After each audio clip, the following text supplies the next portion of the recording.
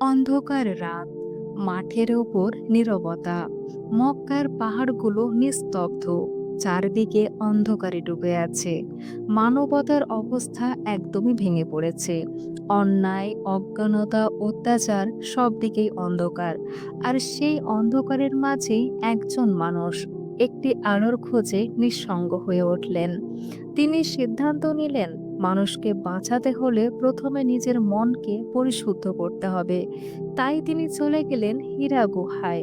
উঁচু পাহাড়ের বুকে ছোট্ট একটি গুহা, যেখানে কেউ নেই, কোনো আওয়াজ নেই, শুধু নীরবতা আর গভীর অন্ধকার।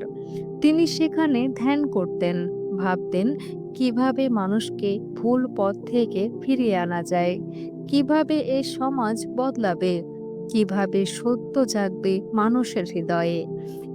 এবং এক রাত, মানব ইতিহাসের সবচেয়ে মূল্যবান রাত, এক এমন রাত যখন আসমান ও জমিনের মাঝের দরজা খুলে গেল। হঠাৎ গুহার ভেতরে এক মহাপ্রাণ উপস্থিত।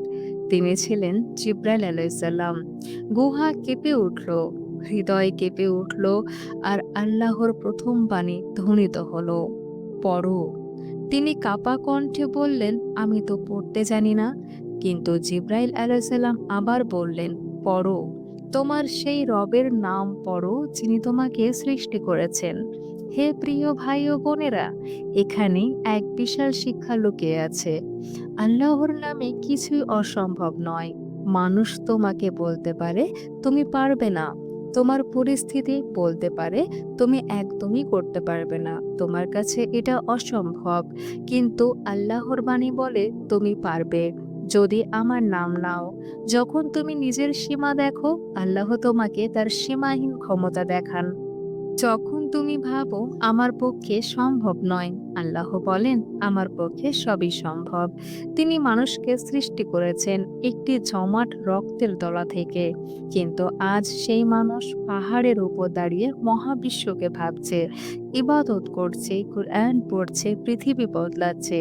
তাই আল্লাহর নামে শুরু করলে যা অসম্ভব মনে হয়, তাই হবে তোমার সবচেয়ে বড় বিজয়। আল্লাহর নামে শুরু করলে বন্ধ দুয়ার খুলে যায়, অন্ধকার আলোর পথে চলে আসে, ভয় সাহসে পরিণত হয়, আর ব্যর্থতা হয় সফলতা। আর অসম্ভব বলে কিছুই থাকে না, অসম্ভব হয়ে ওঠে সম্ভব। তুমি শুধু শুরু করো আল্লাহর নামে, তারপর দেখো, যে পথ দেখা যাচ্ছিল না, সেই পথ আসমানের দরজার মতো খুলে যায়। তুমি ভাবছিলে তোমার পক্ষে নয়, কিন্তু আল্লাহ বলছেন এটা আমার পক্ষে খুবই সহজ। তিনি তোমাকে দেবে তার থেকেও বেশি, যা তুমি কখনো চাওনি, যা তুমি কখনো কল্পনা করনি, শুধুমাত্র কারণ তুমি তার উপর ভরসা করেছিলে। হে মানুষ, মনে রেখো, আল্লাহর নামে শুরু হয় সব পরিবর্তন। আল্লাহর নামে ঘটে সব অলৌকিক ঘটনা। আর আল্লাহর নামে জন্ম নেয় নতুন জীবন। হে আমার প্রিয় ভাই ও বোনেরা, আজকের এই গল্প শুধু একটি ঘটনা নয়, এটা আমাদের জীবনের বাস্তব পথ দেখানো একটি আলো।